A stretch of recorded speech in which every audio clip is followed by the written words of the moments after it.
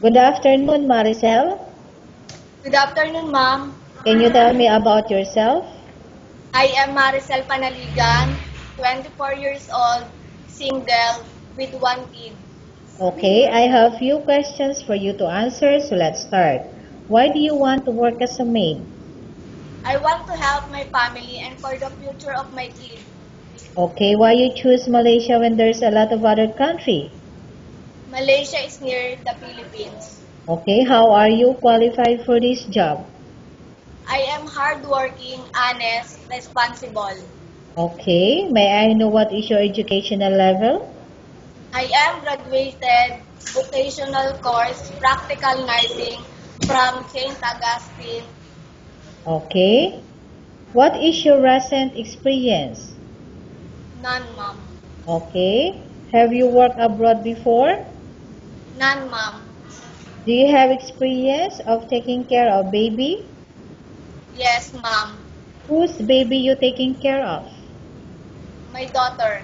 Okay, how about elderly people?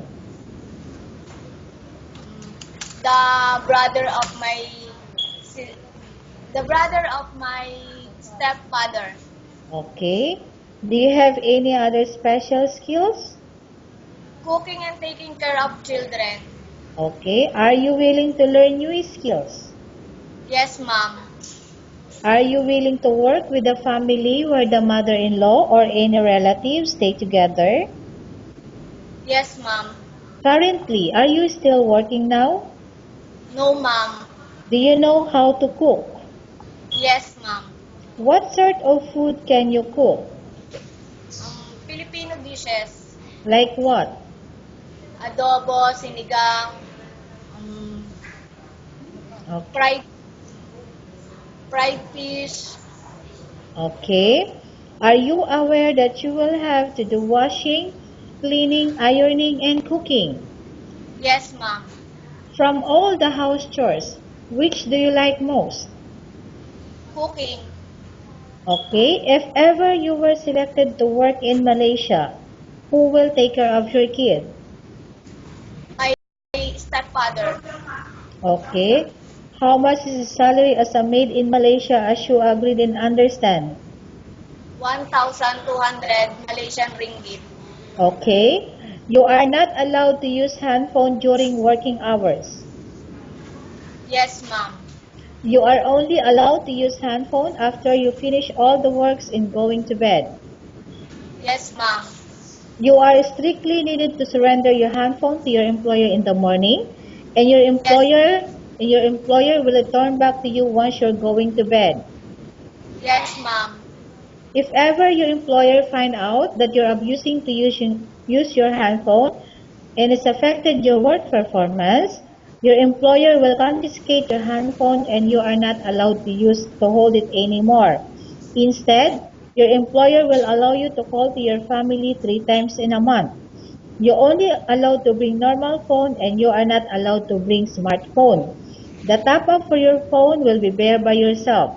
Are you agreed for the terms and conditions? Yes, ma'am. Are you agree to the rules and regulation for the handphone? Yes, ma'am. How many years is the contract as you agreed and understand? 2 years. Can you describe for me your ethics? I am honest, responsible, hardworking. Okay. How can you assure to us that you will work hard in Malaysia? I will finish my contract. Okay. Can you promise not to use the telephone without the permission of your employer? Yes, ma'am. Can you promise not to put on makeup but to dress properly while work? Yes, ma'am. Can you promise not to invite friends and relatives without the consent of your employer? Yes, ma'am. Can you promise not to ask for advance salary from your employer under any circumstances? Yes, ma'am. Do you really understand of the rules and regulations of the agency? Yes, ma'am. Do you pay any placement fee for you to come to Malaysia to work as a maid? No, ma'am. Do you have any history of sickness, example breast cancer or any other illness? No, ma'am. Do you suffer from any skin diseases, allergy, or physical defect? No, ma'am. Have you suffered from any serious illness? No, ma'am. Have you undergone any operation? No, ma'am. Are you medically fit? Yes, ma'am. Are you on any medication? No, ma'am. Are you allergic with any food? No, ma'am. Okay, Maricel, we have finished our question section. Let's go to case study.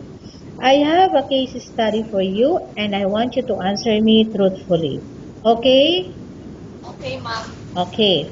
Upon arrival in Malaysia within 6 months, if ever any of your family members passed away, what will you do? Will you continue to work till finish your contract or you will go back? I will go home and finish my contract. Okay, Maricel, what do you want to tell the employer who watching your video right now? Sir, madam, please choose me. I am honest, hardworking, responsible.